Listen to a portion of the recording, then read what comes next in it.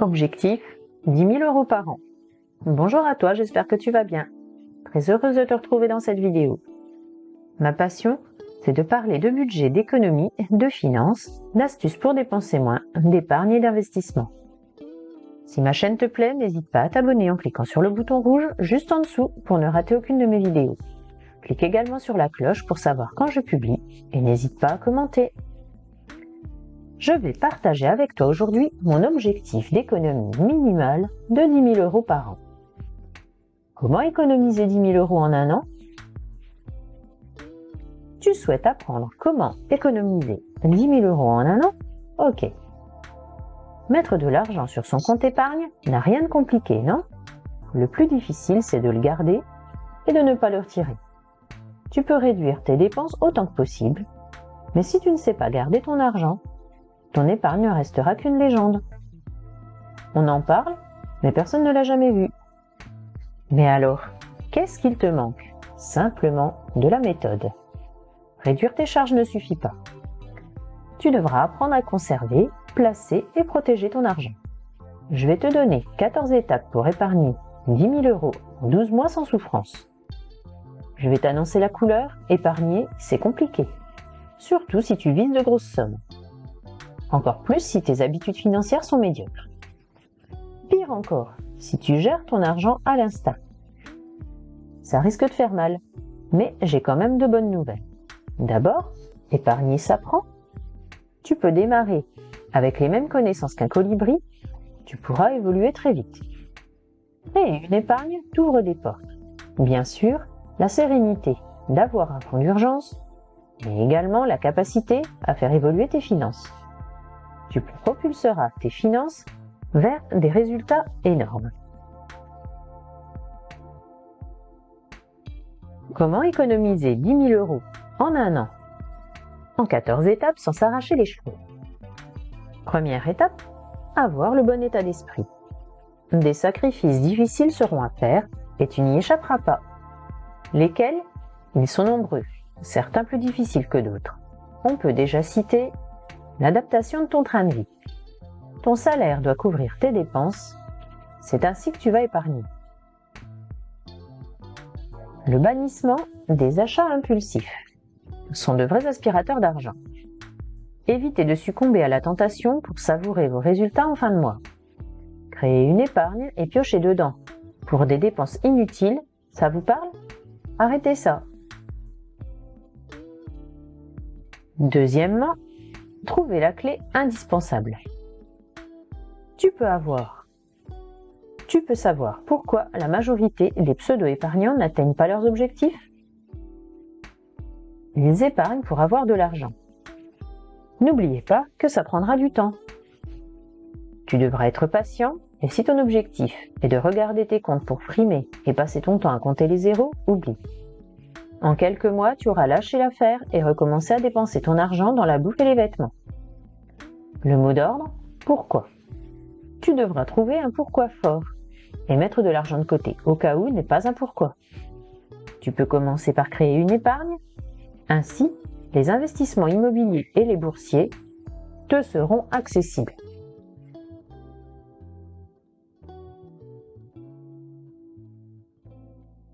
N'oubliez pas que ça prendra du temps. Tu devras être patient et si ton objectif est de regarder tes comptes pour frimer et passer ton temps à compter les zéros, oublie. Définir ses objectifs. Soyons sérieux et restez attentifs. Définir tes objectifs est primordial. Tu devras avoir un repère. C'est indispensable. Autrement, tu risques de tourner en rond comme ces trois cobayes. Comment définir ton objectif financier? Combien souhaites-tu épargner? Dans quel but? Quel est le temps imparti? Que comptes-tu faire après avoir créé cette épargne? Voilà, un exemple, économiser 10 000 € par an pour créer un apport personnel pour l'achat de ta résidence principale. Quatrièmement, comment organiser tes finances comme un pro pour booster ta capacité d'épargne? Faire un bilan des finances personnelles. Pour savoir d'où tu pars, tu dois être totalement conscient de ce qu'il se passe sur tes comptes bancaires. Tes revenus, ta capacité d'épargne et l'épargne disponible, tes dépenses mensuelles, tes placements et leur rendement, ton endettement. Cinquièmement, repère les points de faiblesse. Avant tout, tu dois trouver le caillou dans l'engrenage, celui qui te ralentit, comme si tu roules avec le frein à main à moitié levé. Ce qui devrait te sauter aux yeux, c'est le montant des dépenses suivantes. Alimentation, transport et loisirs. En réduisant ces dépenses de 20% seulement, tu pourrais mettre de côté un peu moins de 140 € par mois. Intéressant, non? Maintenant, regarde la différence après réduction de ces dépenses. Mes dépenses mensuelles totales sont passées de 1 700 € à 1 400. Ma capacité d'épargne a augmenté de 320 €, rien que ça. Sixièmement, les placements financiers adéquats. Il en existe pour tous les goûts. Le livret de développement durable, le livret A, le PEA, plan d'épargne en action, l'assurance vie, et j'en passe. Pourquoi épargner cette somme d'argent? Pour le faire fructifier? Vous créez une épargne de précaution, améliorez les finances familiales, léguées. Pensez à la disponibilité de l'argent. Souhaites-tu que le capital soit bloqué ou pas? Les virements programmés. Tu dois automatiser tes comptes, c'est primordial. Tu n'auras plus à réaliser les virements manuellement. Programme ces 3 types de virements. Les épargnes, les dépenses communes, les dépenses spécifiques. Surtout, garde un œil sur tes comptes. Chaque semaine, prends environ 5 minutes pour vérifier toutes les transactions, ce que tu payes. Pour faciliter ton suivi, utilise une application mobile. Il en existe des tonnes. J'utilise iSaveMoney. C'est l'idéal pour gérer son budget. Elle est gratuite et simple d'utilisation. Septièmement, établis un plan d'action du tonnerre. Quel est le point commun entre construire une maison, cuisiner un plat et réparer une voiture? C'est simple, il te faut un plan. Imagine que tu dois cuisiner un plat dont tu ne connais pas la recette. Pour épargner, c'est la même chose. Nous avons repéré nos faiblesses. Tu dois maintenant les pulvériser à coups de lance-flamme. Comment faire? Voici quelques exemples. Les abonnements. Supprime-les ou change de prestataire pour des tarifs plus avantageux. Les frais alimentaires. Privilégie les pique-niques. Limite les repas extérieurs. Le carburant. Utilise le covoiturage et les transports en commun. Les loisirs. Cible les dépenses récurrentes dues aux loisirs et limite-les. Les frais bancaires. Passe à une banque en ligne. Neuvièmement, choisir un bon placement. C'est pourquoi je te donne les différentes alternatives qui s'offrent à toi. Les livrets réglementés. C'est le support idéal pour garder ton argent à portée de main. Tu pourras à tout moment en retirer de l'argent d'un livret. Il existe 2 types de livrets.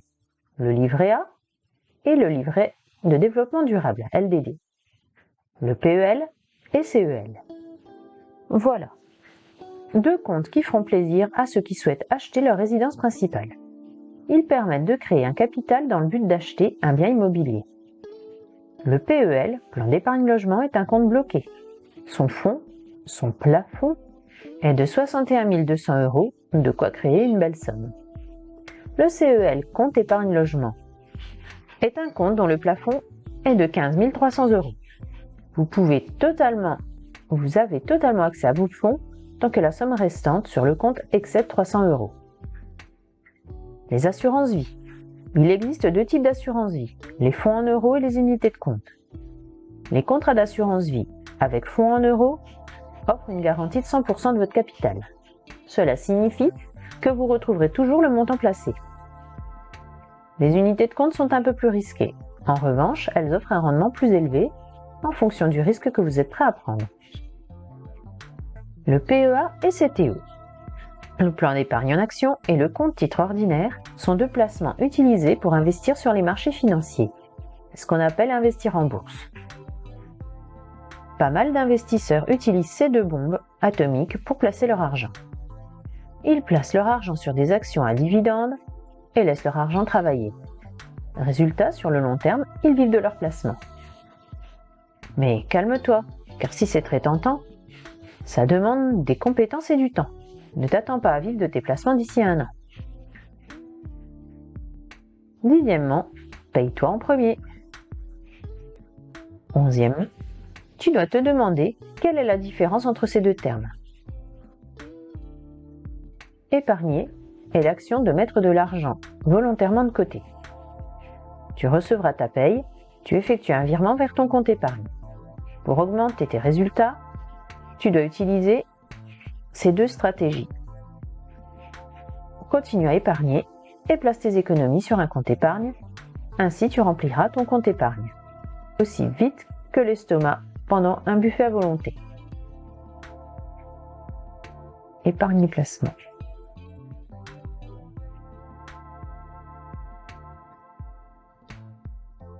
Utiliser les ressources exceptionnelles. Et parfois, un avis de remboursement apparaît ici et là. Ce qui est étonnant, c'est qu'il trouve un moyen pour dépenser cet argent avant même de l'avoir encaissé. Voici le résultat. Leur épargne ne bouge pas d'un poil, alors quelle est la solution? C'est simple, tu dois épargner tes revenus exceptionnels. Ces revenus que tu perçois rarement. Les primes de 13e mois, primes de participation et d'intéressement que te reverse ton entreprise, les remboursements lors des régulations de charges et autres ressources ponctuelles. 13e, augmente tes revenus. Tu n'es pas obligé de trouver un second emploi pour gagner 1 200 € de plus chaque mois.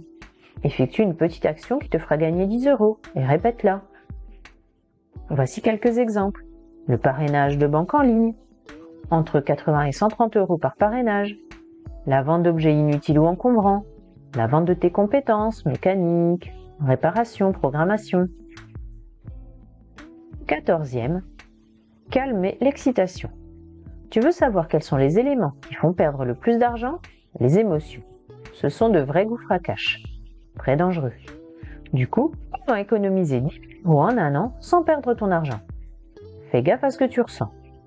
Remporte tes décisions si tu penses que tes émotions prennent le dessus. N'écoute pas ceux qui cèdent à la panique. Apprends à te connaître. Prends la bonne décision. Quelle que soit l'émotion ressentie, c'est un vrai génie financier. Savoir comment économiser 10 000 € par an. Et après, tu as atteint tes objectifs? Répète, épargne plus, développe tes revenus et ton patrimoine. Lorsque tu maîtrises tes finances personnelles, de nombreuses portes s'ouvrent à toi. Commence plutôt à investir. Crée des apports pour des achats immobiliers ou achète des actions. Bref, fais travailler ton argent. Autre évolution possible, rembourse tes dettes en totalité. Ainsi, tu pourras épargner plus. Voilà pour aujourd'hui. Merci de m'avoir écouté jusqu'ici. On se retrouve très bientôt. N'oublie pas de t'abonner. À tout bientôt.